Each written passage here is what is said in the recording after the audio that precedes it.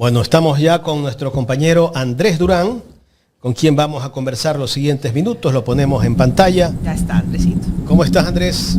Buen día. ¿Nos escuchas? ¿Qué tal, mi querido Jaime? ¿Qué tal, mi querida Carlita? Un gusto saludarlos.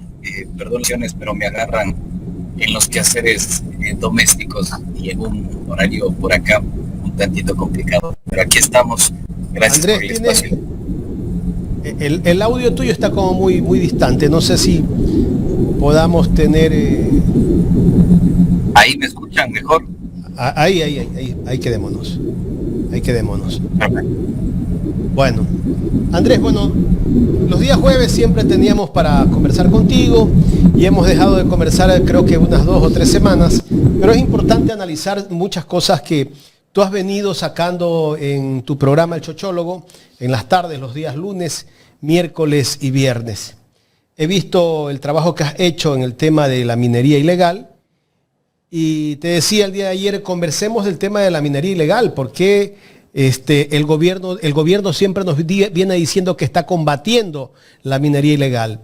Y vamos a hablar de ese tema y la economía criminal también, que a propósito el gobierno dice que se lavan 30.000 millones de dólares. Y ayer conversaba contigo y tú me decías que la situación casi que está cercana al número que dijo el gobierno. Me gustaría analizar esos temas. Bienvenido, Andrés. Bueno, primero que nada, muchas gracias, mi querido Jaime, querida Carlita, gracias por el espacio y la oportunidad de dirigirme a la audiencia. Espero que se me escuche bien en esta oportunidad y en esta ocasión. Y pues, a ver, me parece que son temas importantes, neurálgicos y que forman parte de la preocupación de la gente y la ciudadanía. Primer elemento que yo quisiera traer a colación a este espacio es que lo que nosotros hemos publicado en este especial denominado Soldados de la Minería Ilegal tiene que ver con la captura de las instituciones de seguridad pública del Estado ecuatoriano. Una de ellas, obviamente, son las Fuerzas Armadas del Ecuador. Y hay algo que a mí me llama poderosamente la atención y que tiene que ver directamente, digamos, con una de las instituciones o entidades que forman parte de la seguridad pública, pero adicionalmente integran la inteligencia del Estado ecuatoriano. Y es el caso de la Casa Militar Presidencial. ¿Ok? Hemos hecho varias entregas relacionadas con la cuestión de, por ejemplo, los falsos positivos, las operaciones de falsa bandera, lo que sucedió con los integrantes, los 11 militares de la 19 Napo, que fueron autoemboscados en el Alto Punino, etcétera, etcétera, etcétera. También la concesión minera que le termina perteneciendo a una persona natural, que es donde terminan siendo asesinados los 11 militares del Punino. Es decir, una serie de irregularidades que confirman la forma en la que opera el gobierno nacional. Por esa razón, y en ese contexto, llegamos al caso de la minería ilegal. Un integrante de la Casa Militar Presidencial, el teniente coronel Granda Astudillo Mauricio Micheli, dirigió en su momento la Dirección de Gestión Estratégica y Planificación de la Casa Militar Presidencial, termina siendo involucrado en un delito de tráfico ilegal. Bueno, se cayó la señal. Esperemos que se reconecte nuevamente para poder continuar con Andrés Durán. Ahí está. Perfecto, ¿algún problema? Sí, un pequeño corte tuvimos allí. Pero bueno, retomamos. Les decía, el coronel Mauricio Granda es el involucrado con la Casa Militar Presidencial, fue director de Planificación y Gestión Estratégica de la Casa Militar Presidencial y es el responsable, básicamente, de todo lo que sucedió en este delito flagrante de tráfico ilegal de oro. ¿Por qué esto es importante y por qué termina siendo perturbador? Porque la Casa Militar Presidencial forma parte de los circuitos de inteligencia del Estado ecuatoriano. ¿Ok? Es decir, que tenemos a una institución del Estado ecuatoriano que maneja la inteligencia militar, en este caso, involucrada con la minería. Nos presentamos los partes policiales correspondientes, donde se mostraba y esclarecía tenido la calificación de la flagrancia, cómo realizó una operación en la zona de Buenos Aires, que casualmente es la que terminó bombardeando el gobierno nacional en el contexto del paro, y cómo adicionalmente a esto el señor estaba en la provincia de Imbabura, a pesar de que su jurisdicción era la provincia de Esmeraldas. ¿Quién le termina dando la orden? Pues nada más y nada menos que el general Rodríguez Rojas, Milton Rodríguez Rojas, que es el actual jefe de la Casa Militar Presidencial, presuntamente involucrado en la minería ilegal. Desaparecieron los chats de los teléfonos institucionales de estos generales, donde se confirma la orden de operación, y terminan botándolo al agua a este coronel y 4 sargentos, 4 integrantes de la tropa militar. Entonces, todo esto demuestra y confirma en delito flagrante que el ejército ecuatoriano, además de lo sucedido en el Alto Punino, termina siendo salpicado por toda la minería ilegal que dicen combatir. Por eso, hace 3 meses atrás, en julio, a finales de julio de este año, el gobierno dijo que básicamente lo que se pretendía es reducir la intervención, el sometimiento y el secuestro de las bandas delictivas del grupo de delincuencia organizada Los Lobos en la zona de Buenos Aires, y al final del día sucedió todo lo contrario. ¿Qué es lo que sucedió? Básicamente, 3 meses después tuvo que volver a bombardear el ejército ecuatoriano la Bocamina o las Bocas Minas, donde opera el GDO Los Lobos. Esta estructura, la Policía Nacional, la Fiscalía General del Estado, lo ha calificado como el caso Oro Verde, ¿ya? Donde están vinculados personas, generales, oficiales de la Casa Militar Presidencial con el GDO Los Lobos, específicamente con su cabecilla, que es alias el Lobo Menor. Ellos, Andrés, por ejemplo, en ese sector donde hubo el bombardeo en Buenos Aires, ellos ya tenían localizado ese sector y también tienen localizado de más sectores. Por supuesto que sí. Quiero adelantarles lo que voy a presentar el día de mañana. No es un tema aislado la infiltración del crimen organizado en Fuerzas Armadas y Policía Nacional. Y en esto hay que ser enfáticos. Para que el crimen organizado, las bandas delictivas proliferen en el territorio ecuatoriano, necesitan del apoyo de agentes del Estado. Agentes del Estado que sean parte o formen parte de la seguridad pública, Policía Nacional, Ejército Ecuatoriano, agentes del Estado que formen parte de la política partidaria, diferentes organizaciones políticas, agentes del Estado que administren la justicia, jueces y fiscales, y no solo agentes del Estado, sino también parte del sector privado. ¿Qué se necesita del sector privado? Básicamente la predisposición para la licuefacción de los activos, para lavar y facilitar el lavado de activos. El día de mañana nosotros vamos a presentar más información que relaciona a altos oficiales del ejército ecuatoriano con la minería ilegal. Hemos sufrido ataques en las redes personales del chochólogo de quien les habla. Han intentado censurarnos, nos han denunciado en varias ocasiones para bajarnos las cuentas con las que nosotros llegamos a la audiencia y a la ciudadanía. Pero quiero informarles que el día de mañana saldremos con este tema, un asunto bastante delicado, porque no solo se encuentran militares en delitos flagrantes, sino también hablamos de un diseño institucional donde trabajan, operan, laboran altos oficiales del ejército ecuatoriano a favor de grupos de delincuencia organizada. Esta vez nos vamos desde el norte de la patria, es decir, desde la provincia de Imbabura hacia el sur de la patria, provincia del Oro, donde se le entregó una servidumbre minera a nada más y nada menos que a una empresa privada y son terrenos que le pertenecen al ejército ecuatoriano y han sido autorizados por un coronel que no tiene vela en este entierro, porque eso solo puede autorizarlo la máxima autoridad del Ministerio de Defensa, el Pelado Lofredo. Y el Pelado Lofredo conoce de este asunto. Vamos a exponer audios, vamos a exponer cuánto ha recibido, el dinero en efectivo, vamos a exponer los documentos de la servidumbre minera, vamos a exponer entrevistas de fuentes que han sido testigos de lo que está sucediendo en la provincia del Oro, y seguiremos denunciando a los soldados de minería ilegal. Porque esto es importante, queridos amigos. Estamos en audio, aunque sea, te congelaste, Andrés. Deberíamos hacerle una llamadita mejor. Queremos a ver si logra conectarse nuevamente. Gracias, María Villa, por su aporte. Verónica también nos hizo un aporte hace rato, decía para el doctor Maluk.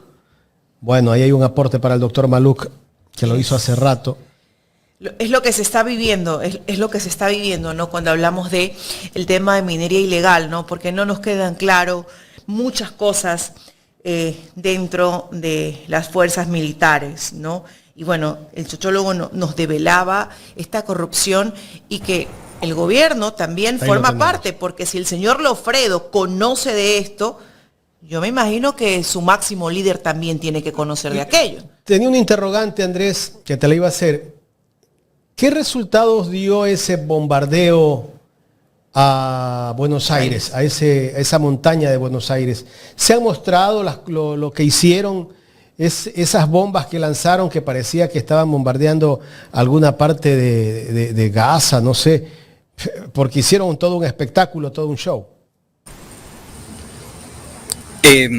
Bueno, solo quisiera cerrar con este tema que es muy importante y creo que es una de las cosas medulares de estas denuncias, es que el crimen organizado está infiltrado en todas las instituciones del Estado ecuatoriano y el crimen organizado ha secuestrado por completo a las instituciones del Estado ecuatoriano.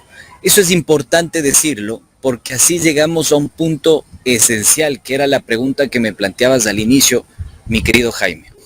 ¿Cuál es la dependencia económica que se ha generado al respecto de los flujos financieros ilícitos? Yo no soy experto en economía, tengo que decirlo.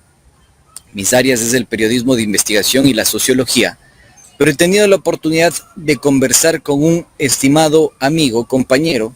No me autorizó a mencionarlo y a citarlo, pero él es experto en materia económica y me ha dicho: a mí lo que me preocupa, a través de un modelo matemático que hay que seguirlo ajustando, es que la economía ecuatoriana hoy por hoy depende en un 18% de los flujos económicos ilícitos. Tomando en consideración que ese 18% de dineros y flujos ilícitos no necesariamente se expresa en una especie de redistribución de esos dineros alrededor de la economía. Todo lo contrario, facilita una concentración de riquezas mal habidas en pocas manos. Y por supuesto también un blanqueo de capitales a través de empresas, principalmente el sector inmobiliario y el sector minero. Más adelante presentaremos certificados de exportación de oro, certificados, escúchese bien, certificados de exportación de oro, ¿sí?, habilitados a empresas mineras que están asociadas al GDO Los Lobos. ¿Quién controla la Agencia de Regulación y Control Minero? Pues nada más y nada menos que el Ejército ecuatoriano. Ahí está la respuesta de quienes son permisivos. Cuando hablamos del 18%, del Producto Interno Bruto de este país, que creo que llega a 100.000 millones de dólares. Estamos hablando que se están lavando en el Ecuador 18.000 millones de dólares. ¿Es así, Andrés? Aproximadamente. La cifra puede ser superior. Pero una cosa es el lavado de activos y otra muy distinta es del flujo económico que se convierte, digamos, a través del lavado, en lícito y que ya circula en la economía formal. ¿Se entiende? Hay un estudio, o más que un estudio, un conversatorio y un congreso que realizó la Comisión Económica para América Latina. ¿Qué decía la CEPAL? La CEPAL dice que hoy por hoy América Latina vive un dilema. ¿Cuál es ese dilema? Digamos, la convivencia entre una economía formal, informal, ¿sí? Y una economía criminal. Entonces, este es un flagelo. ¿Por qué? Porque bueno fuera, ¿no? Bueno fuese, digamos que esta economía lo que permita es reactivar el aparato productivo, ¿sí? La economía criminal, reactivar el aparato productivo, que se genere empleo y que se distribuya esa riqueza en las diferentes manos o integrantes de la economía formal o de la población económicamente activa, ¿correcto? Pero eso no sucede. Sucede todo lo contrario. ¿Y qué es todo lo contrario? Que facilita procesos de extrema violencia. Entonces yo escucho a veces a algunos extraviados decir, sobre todo en la Policía Nacional, decir, no, es que la disputa es por las rutas del consumo, por las rutas de la distribución del narcótico. Esa es la disputa y por eso Guayaquil y por eso Durán está viviendo la violencia que vive y por eso Manta vive la violencia que vive. Eso es falso. O por lo menos es una parte del gran problema polimorfo que estamos enfrentando en el país. Porque en realidad no solo es el tema de los narcóticos, hay que ver al crimen organizado, justamente como su palabra lo indica, crimen organizado, es decir, estructuras organizadas que operan en diferentes giros de negocio como una especie de holding. Es decir, que son propietarios o tienen acciones los principales giros de negocio. Por ejemplo, el tráfico de cocaína, por ejemplo, la trata de personas, por ejemplo, el tráfico ilegal de migrantes, por ejemplo, el tema de la minería ilegal, por ejemplo, el tráfico de armas, ¿sí? Y de ahí tiene circuitos específicos. Lo que hoy, por ejemplo, está sucediendo muy frecuentemente para facilitar estos falsos positivos, que es el robo de vehículos y el secuestro institucional. Ayer lo presentamos en el Chochólogo y me parece que esto es bastante decidor. Cuando hablábamos del atentado bomba en el Mall del Sol en Guayaquil, identificamos que había una camioneta de placas de Tungurahua que le pertenecía a un militar en servicio pasivo que estaba al otro lado del país, es decir, en la provincia de Pastaza. Y resulta que hablando con este ciudadano, él no tiene nada que ver, no tenía conocimiento, pero las placas habían sido clonadas.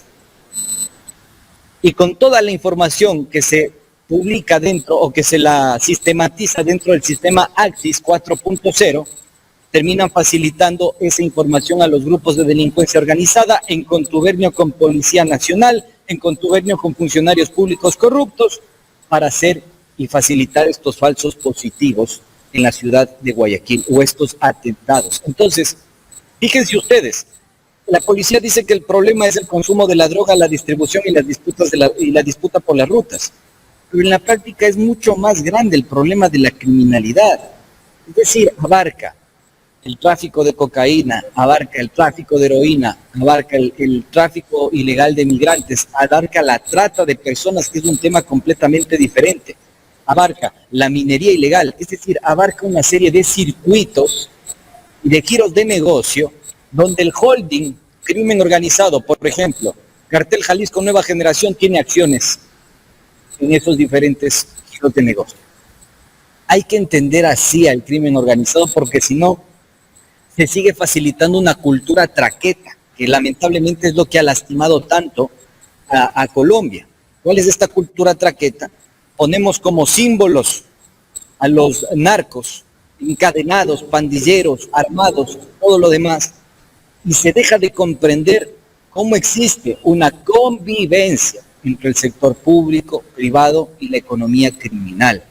Y ese es el gran desafío, mis queridos amigos. O sea, pensar que hay narcopolíticos, pensar que hay un narcoestado, pensar que hay narcojueces, pensar que hay narcofiscales, es reducir el problema y simplemente quedarnos en la banalidad del asunto. Sí, yo sé que hay narcojueces, sí sé que hay narcoestado, yo sé que hay narcos fiscales, pero hay que trascender eso, empezar a entender que este es un fenómeno complejo, ¿sí?, polimorfo, que tiene varias aristas sobre las cuales hay que estudiar y poner estudios multidisciplinarios. Porque, a ver, mis panas abogados no van a poder solucionar este tema. Los panas sociólogos tampoco lo van a poder hacer. Los antropólogos solitos tampoco lo van a poder hacer. Los economistas tienen que regresar a ver cómo está funcionando la economía criminal. Los politólogos lo mismo.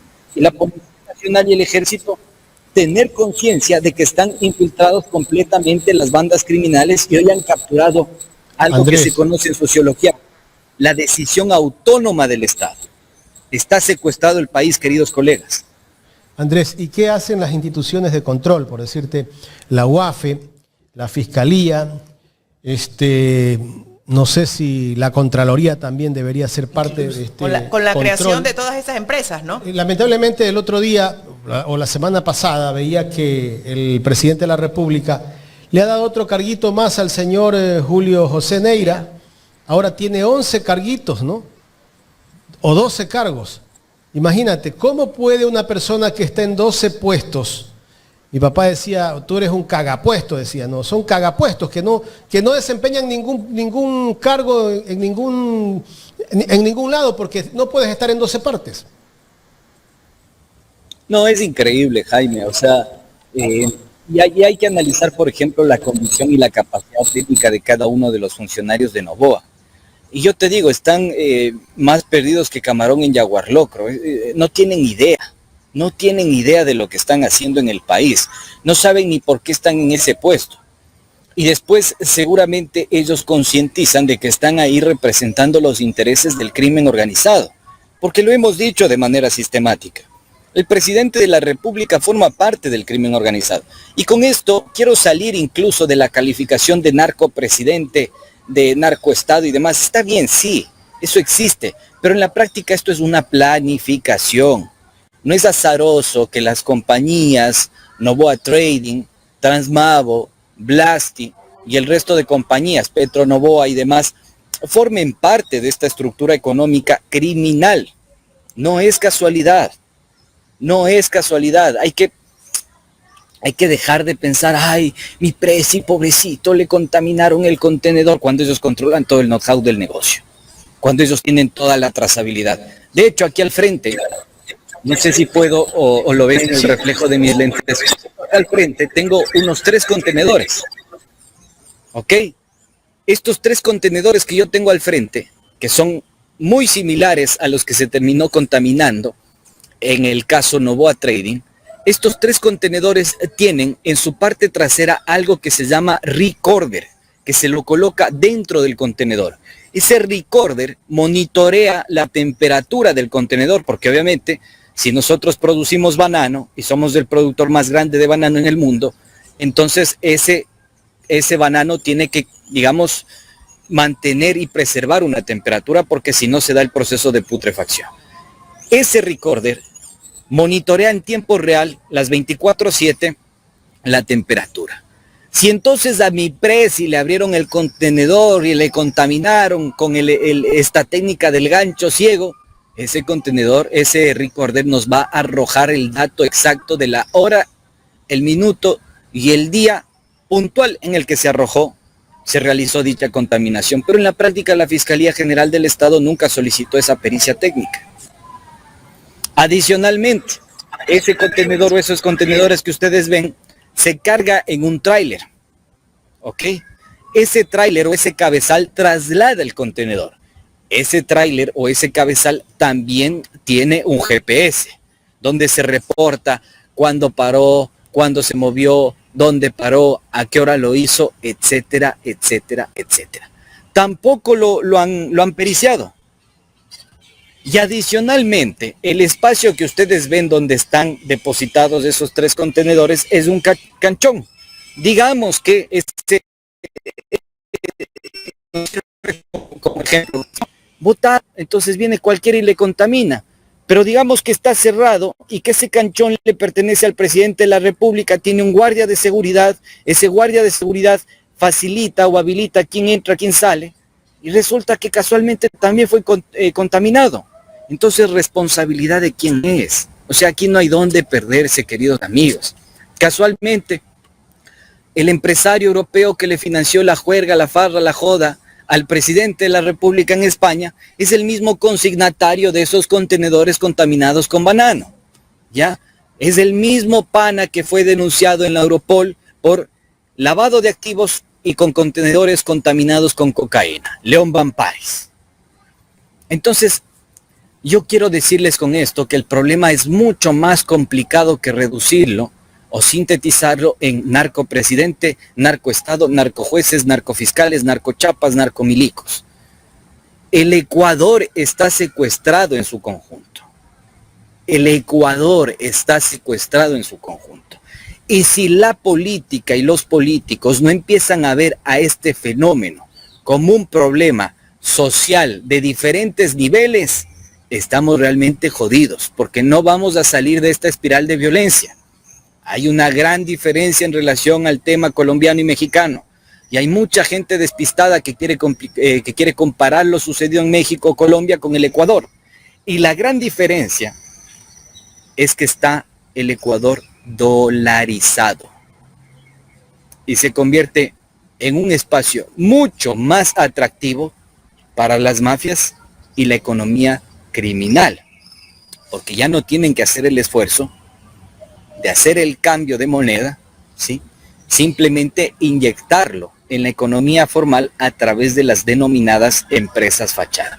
Y sobre esto hemos publicado un montón de casos, como por ejemplo las sociedades por acciones simplificadas del cabecilla de la mafia albanesa Dritan Hica, como por ejemplo las empresas o las sociedades por acciones simplificadas de varios integrantes de los choneros, de los lobos, el giro de negocio del cultivo del cáñamo, lo que sucedió con Canmaná SAS, lo que sucedió con Cárnico SAS, y así sucesivamente. Es decir, ¿dónde está la Superintendencia de Compañías, Valores y Seguros? ¿Dónde está la Unidad de Análisis Financiero? ¿Dónde están los informes de riesgo de lavado de activos? ¿Dónde está la Dirección Nacional para Prevenir el Lavado de Activos? ¿Dónde está la Dirección General de Inteligencia de la Policía Nacional? ¿Dónde está la Casa Militar Presidencial? Ah, cierto, la Casa Militar Presidencial está haciendo minería ilegal. Y el presidente lo sabe. ¿Cómo? El presidente lo sabe, está consciente de esto. ¿Sabes por qué? Por algo tan simple. Si no lo supiera, entonces, ¿por qué no hace nada al respecto de estas denuncias tan terribles y tremendas de que altos oficiales del ejército estén involucrados en delitos flagrantes, Jaime? Hay una gran diferencia. Y el presidente Una sabe de cosa esto. fue, pero por supuesto que sabe de esto. Si la Casa Militar Presidencial, ya viste el peso que tiene en cuanto a lo que ha dicho la propia vocera del gobierno. Yo hay reglas que no puedo desacatar y que son reglas y normas que impone la Casa Militar para la seguridad del presidente. Por supuesto que sabe. Imagínate, utilizan una camioneta del CIES, Jaime, del CIES, de la Central de Inteligencia Estratégica, para trasladar el material aurífero y dar la seguridad a los camiones que estaban trasladando el oro ilegal. Una camioneta del CIES. ¿Cómo se sacaron la camioneta del CIES? ¿Cómo generaron la orden de operación? ¿Por qué este coronel aparece en Imbabura si es de Esmeraldas y está operando en Esmeraldas? ¿Qué pasó con este general que termina saliendo de Esmeraldas a la Casa Militar Presidencial como jefe de la Casa Militar Presidencial? ¿Qué está sucediendo en el Alto Punino? ¿Por qué no hacen nada con lo que sucede en el oro? Con el tema de la minería ilegal. ¿Por qué les entregan permisos para exportar oro a bandas criminales como los lobos? O sea, me parece a mí que aquí no hay dónde perderse. Andrés. No hay dónde. El que no quiera ver este asunto realmente es ciego. Andrés, ¿y quién protege a estos militares? Porque estar en un reparto y de una llevarlo a la casa militar es porque tiene la confianza de alguien. Exactamente. A eso voy.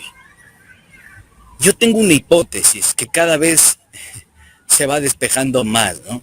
En realidad no es hipótesis, para mí ya esto es una tesis. Quien sostiene la gobernabilidad, y oirán, sobre todo los panas correístas, porque a esto no le dan importancia y no le prestan interés. Quien sostiene la gobernabilidad del presidente de la República, Daniel Novita, es nada más y nada menos que el ejército ecuatoriano y las Fuerzas Armadas. Aquí no hay dónde perderse. Este asunto es el que prevalece en el país. Entonces, ¿quién sostiene a Daniel Noboa? Las Fuerzas Armadas. ¿Quién sostiene al presidente Noboa? La Policía Nacional. Si eso no cambia y no se modifica y no lo entienden políticamente, el Ecuador está jodido. ¿Ok? El Ecuador está jodido, está perdido. Quienes manejan la gobernabilidad del presidente Noboa es Fuerzas Armadas y Policía Nacional. Él se mantiene en el poder por la gestión de ellos. Y para dejarlos quietitos, tranquilos, que no molesten y que lo protejan a dentelladas, tiene que repartir la torta. Ayer volvimos a presentar un caso en la ciudad de Manta, ciudad que ha sido intervenida, municipio que ha sido intervenida en la agencia de tránsito de Manta, intervenida por un coronel que dijo que iba a poner orden, que se acabó la mafia del fito, que se acabó la mafia de los choneros, de los chonekillers, etcétera, etcétera. 3 doritos más tarde nos enteramos que el señor con su esposita tiene una compañía de transportes y de carga pesada que ha sido operador de la autoridad portuaria de Manta. Y 3 doritos más tarde nos enteramos que este señor ha sido seguridad de un narco general, el señor Pablo Efraín Ramírez. Pablito le decía el narco torero.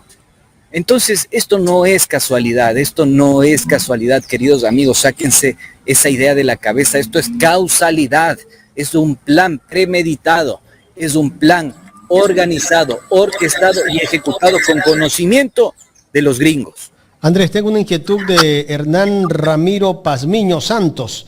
Hace un superchat y deja el siguiente mensaje. Dice: gracias Jaime, Andrés, Carla por su valiente labor. Pregunta para el chochólogo: ¿por qué los países a donde llegan los narcos contenedores con el banano y la cocaína no investigan esos crímenes? Al contrario, problemas van a existir y muchos a lo largo del tiempo. Europol tiene conocimiento de lo que está sucediendo. El tema es que hay jurisdicciones. Miren, esto es importante que lo tengan presente. España, por más que esté recibiendo o receptando esta sobreproducción que está teniendo Colombia, que está saliendo desde el principal puerto de exportación de cocaína, lamentablemente Guayaquil, está teniendo un problema. Pero ellos tienen una jurisdicción que tienen que respetar. Ellos no pueden solucionar el problema del Ecuador. Quienes tienen que solucionar el problema del Ecuador es el Ecuador, es su gobierno, es su Estado. Pero si tienes una institucionalidad estatal completamente secuestrada, va a ser muy difícil que nosotros podamos salir de esta encrucijada. Y lo más preocupante de todo esto es que generamos una dependencia de la economía criminal. Y si eso llega a darse, estamos fritos, jodidos, porque va a ser muy difícil que salgamos de esta espiral de violencia.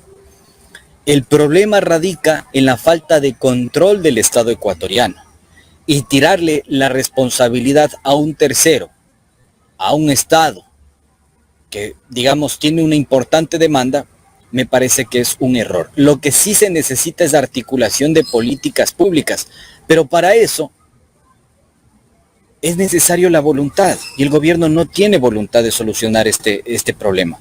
Y no va a tener voluntad porque son ellos los que están salpicados y forman parte de la economía criminal. Noboa Trading, Blasti, Transmavo, Petro Noboa y así sucesivamente. Andrés, tengo una última inquietud. Hasta eso le pido a la gente que no se olvide poner like a este contenido. Sería bueno que pongan like para evitar la censura del contenido. ¿Cómo logran sacar el oro los que hacen minería ilegal del país? ¿O hay alguna empresa que le compra el oro a estos mineros ilegales? ¿Y quiénes son los que están detrás de todo esto, no? Porque yo no creo que ellos tan fácilmente puedan operar solos, ¿no? Debe ser que alguien dentro del gobierno, dentro del Estado, está ayudando a estos mineros ilegales? A ver, la minería ilegal opera básicamente a través del sistema de exportación. ¿Cómo funciona este sistema de exportación? La Agencia de Regulación y Control Minero es la institución encargada de facilitar los permisos de exportación del oro. Entonces, ellos tienen el control absoluto de todas las concesiones que existen a nivel nacional.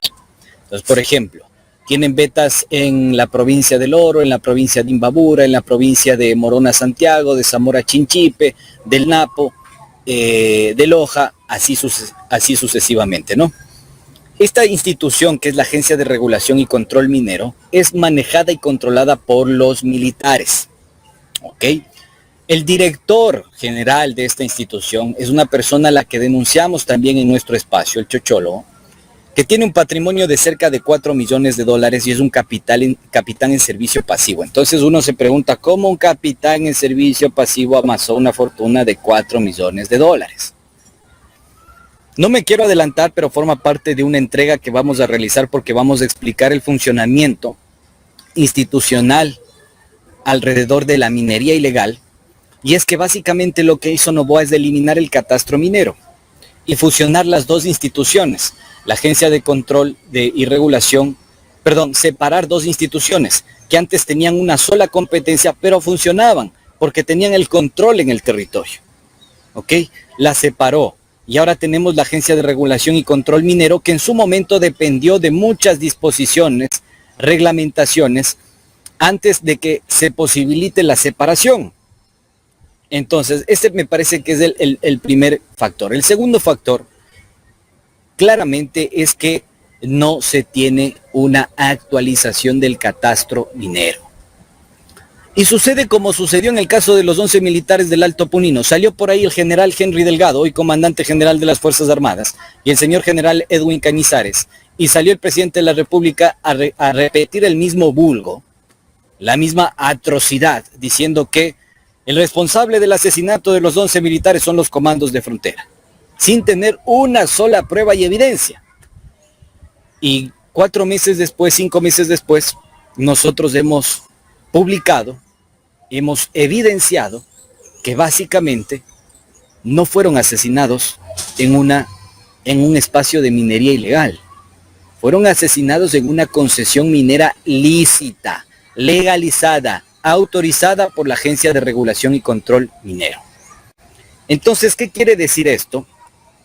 Que básicamente la institucionalidad pública y la toma de decisiones del Estado no la están ejecutando los gobernantes transparentes y honestos. La están ejecutando las bandas criminales, porque es la Arcon la que facilita los permisos para la exportación de oro. Es la Arcon la que te dice, sí, el señor Jaime, usted puede exportar oro a través de su compañía Lexi Sociedad Anónima, porque tiene todos los permisos, porque tiene licencia ambiental, porque tiene permiso de la concesión, porque tiene la licencia de la concesión, porque está produciendo tal cantidad, yo le facilito. Y esta es la trazabilidad que establecemos nosotros como institución pública para que usted pueda facilitar su cargamento y que salga por los puertos ecuatorianos hacia China, que es el país que más demanda oro y minerales hoy por hoy. Entonces, en la práctica sucede todo lo contrario. No hay permisos, no hay trazabilidad, no hay control, no hay regulación, y lo que prima es, oye, dame 10,000 o 15,000 o 20,000 o 25,000 o 50,000 dólares para que yo te facilite tu permiso de exportación. ¿Qué es lo que sucedió en el caso de un cabecilla vinculado al GDO Los Lobos, que próximamente será expuesto por la señal de Ecuador en directo? El tema es crítico, el tema es muy crítico, es preocupante, es lamentable. Realmente yo siento que la política y los políticos no están dimensionando el problema que tenemos en nuestras narices. Y el problema no es cualquier pelito de cochino, no es cualquier pelito de cochino. Yo vengo insistiendo en el tema de la dolarización. Eso lo ha convertido al Ecuador en un terreno más atractivo para la criminalidad. Mientras eso no se entienda desde la economía criminal, desde la sociología, desde la antropología, desde la jurisprudencia, realmente el Ecuador va a estar condenado a esta violencia extrema. Andrés, queremos agradecerte por el tiempo brindado para hacer este análisis de todo lo que tú has hecho en cuanto a investigación. Se me quedaba una inquietud, no sé si la puedas responder. El esposo del asambleísta Yajaira Urresta ya no está en el Alto Punino. ¿A dónde pasó él? ¿Verdad? Me parece simpático, ¿no? Lo que me dices, mi querido Jaime. La señora incluso amenazó con denunciarme y demandarme. Estoy esperando que hasta el momento lo haga. No lo hace porque sabe que no miento y que hemos presentado papeles, documentos irrefutables. De hecho, están a disposición de cualquier persona porque incluso tranquilamente pueden tomar acciones legales los familiares en contra del alto mando militar que está encubriendo este asesinato. Porque no hay denuncia. No han puesto una sola denuncia por el asesinato de los 11 militares del Alto Punino. Y esto sucedió con, digamos, militares que pertenecían al batallón 19 Napo, la brigada 19 Napo. Si esto sucede con esta brigada 19 Napo, donde estaba militando el capitán Trujillo, la pregunta evidente y clarísima es, ¿por qué están tapando este delito? ¿Por qué lo están escondiendo? ¿Por qué no receptaron el informe que diagnosticaba las condiciones en las que se asesinó a los 11 militares del Alto Punino? ¿Por qué lo esconden?